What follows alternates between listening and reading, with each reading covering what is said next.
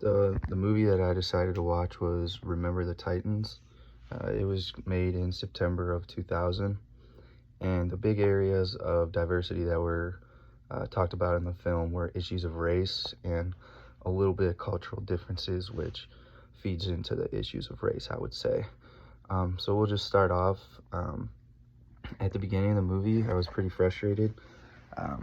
They were integrating the schools, and there was a lot of commotion and people arguing about how they should not be integrating, even though they were the only school in the area that was doing that. And so that made me mad, because to think about in today's day and age, that's even insane. Just I can't even imagine that happening. So then the film starts off with Coach Yost being told that Coach Boone is going to be the head coach, and Coach Boone decides to take the team to camp for 2 weeks so they can come together as a team and get ready for the season. Well, when they're at camp, a lot of bickering and fighting is going on between the white players and the African American players, because they're saying they're not going to play for the other coach. Well, they realize that they're going to play, and Coach Yost is going to stay on Coach Boone's staff as an assistant coach. So Coach Boone decides to split them into positional groups, so they have to talk to the players of the opposite race, which is good. He wants the players to get to know each other. He actually makes them learn facts about each other, or else they have to practice 3 times a day, and he would make the practices a living hell. So then after that, Coach Boone decides to take the team on a run through the woods, and they end up at the battlefield from the Battle of Gettysburg. And then Coach Boone is talking about how 50,000 men gave their lives to fight for the same reason that they're fighting between themselves right now. And that really hit home with a couple of the players, including Gary and Campbell. Gary was the leader for the white students, and Campbell was the leader for the African American students. They realized that if they don't get along, they're not going to win anything. So then when they're in the locker room, they start having some yo mama jokes going back and forth between the white players and the African American players. And then they all come together and start singing the Ain't No Mountain High Enough song. And that's really their first team bonding experience, where they all come together and do something as one, without their coach telling them to do it.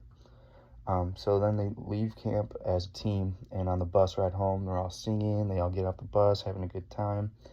And that made me really happy, because that's what we think of today.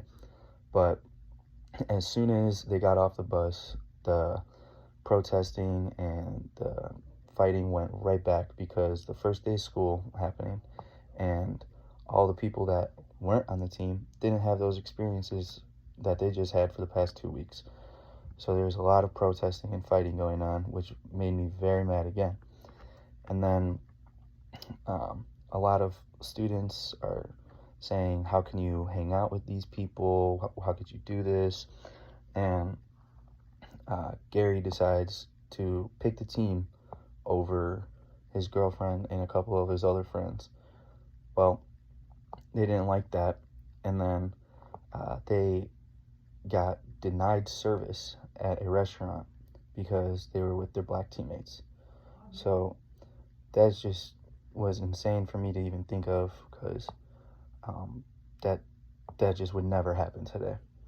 And then after the second game of the season, they realized that they're divided again because of all the outside noise from everybody. So Gary, Campbell, Blue, and a few other team leaders called a players-only meeting to block out all the outside noise, and they have to come together as a team.